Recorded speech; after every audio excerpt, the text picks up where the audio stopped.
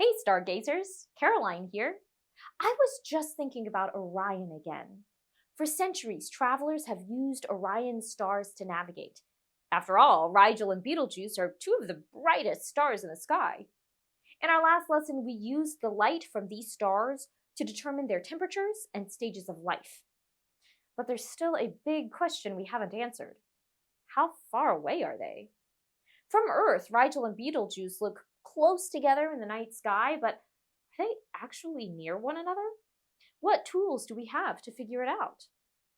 Today we'll explore three key ideas astronomers use to measure the stars: parallax, the inverse square law of light, and the concept of magnitude. We'll then use these tools to explain why Rigel and Betelgeuse shine so brightly and how far away they really are. It's time to measure the distance to the stars.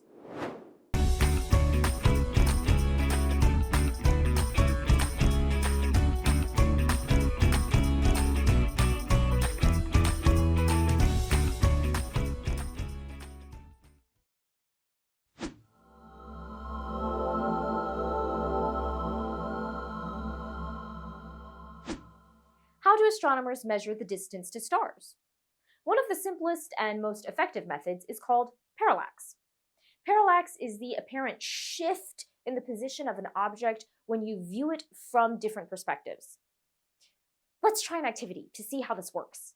If you can, hold up your thumb in front of your face and look at it with one eye closed. Now, without moving your thumb, switch which eye is closed. Did you notice how your thumb seems to move against the background? This apparent shift is parallax in action. When you view your finger from slightly different positions, the angle between your finger and the background changes. Let's try it again. This time move your thumb closer to you. Look at your thumb with one eye, and then the other. Did you notice any difference compared to when your thumb was further away? The closer your finger is to your face, the bigger the shift appears. Astronomers use this same principle to measure the distances to nearby stars. Instead of covering one eye, they observe a star from 2 points in Earth's orbit. From these two perspectives, the star's position appears to shift slightly relative to the more distant stars. Just like your thumb didn't actually move, this shift happens because of our changing viewpoint, not because of the star's actual motion. This shift results in a measurable angle called the parallax angle, which astronomers use to calculate how far away a star is. The parallax angle indicates how big a shift has occurred in the perceived position of the star. Which do you think would have a bigger parallax angle? Close stars or ones that are further away? Pause the video and make a prediction.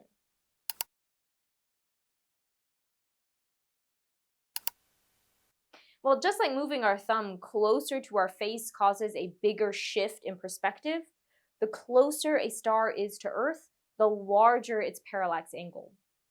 Parallax works best for stars within a few hundred light years of Earth when using ground-based telescopes, or up to a few thousand light years with more advanced space-based instruments. Why do you think the parallax effect becomes harder to measure for distant stars? Well, the larger the parallax angle, the easier it is to measure. As stars get farther away, the parallax angle becomes so tiny that even our most powerful telescopes struggle to detect it. So, could parallax help us measure the distance to stars like Rigel and Betelgeuse? The answer isn't as straightforward as it might seem.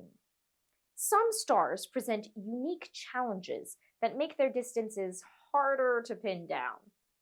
Let's explore another tool astronomers use: the inverse square law of light.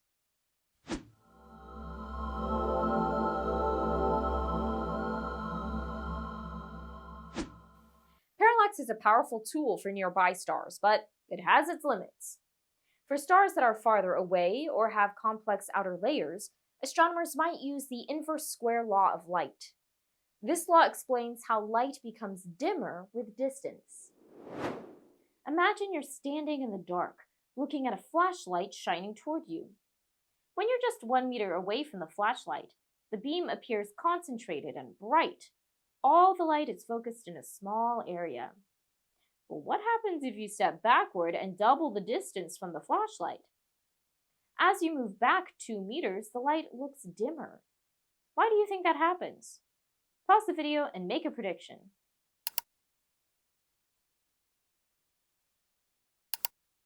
The light is now spread out over a larger area. Take another step back to 3 meters, and the light becomes even fainter. The farther you are from the flashlight, the more the light spreads out and the dimmer it appears. The same principle applies to stars. As distance increases, apparent brightness decreases because the light coming from the star spreads out. But the amount of light that reaches Earth from a star depends on 2 things: the star's distance from us and the star's luminosity, or how much light it emits. Let's think about our flashlight again.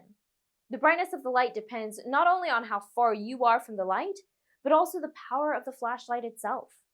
A high-powered flashlight will emit more light overall, making it appear brighter even from farther away.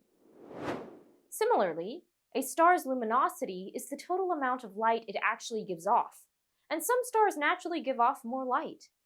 The relationship between a star's apparent brightness, how much light reaches Earth from the star, and its luminosity, the total amount of light the star emits, is the basis of the inverse square law of light. Astronomers can use this law to calculate a star's distance. Let's apply this information to our 2 stars, Rigel and Betelgeuse. Betelgeuse generally appears dimmer in the night sky than Rigel, but does that mean it's farther away from Earth? Or could it simply give off less light to start with? It's a great question, but we'll need more information to answer it.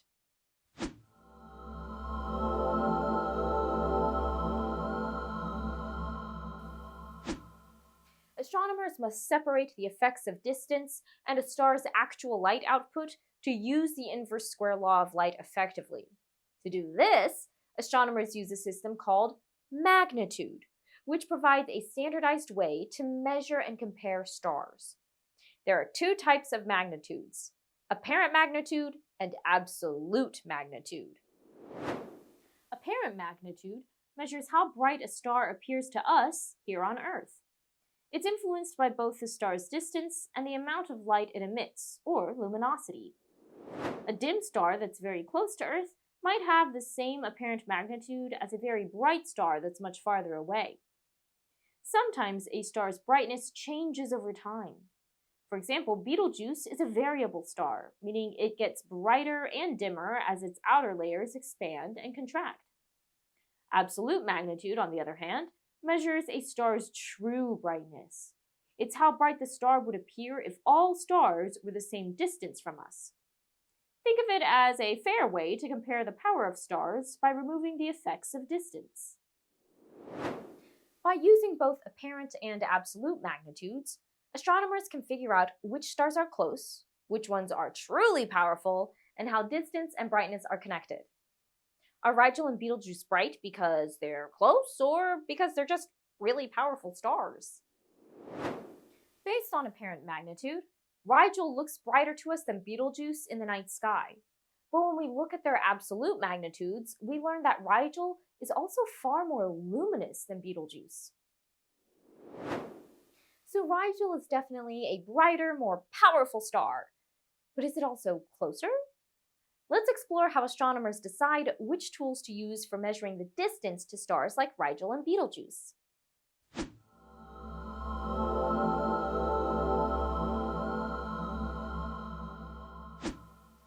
We've explored parallax, the inverse square law of light, and magnitudes.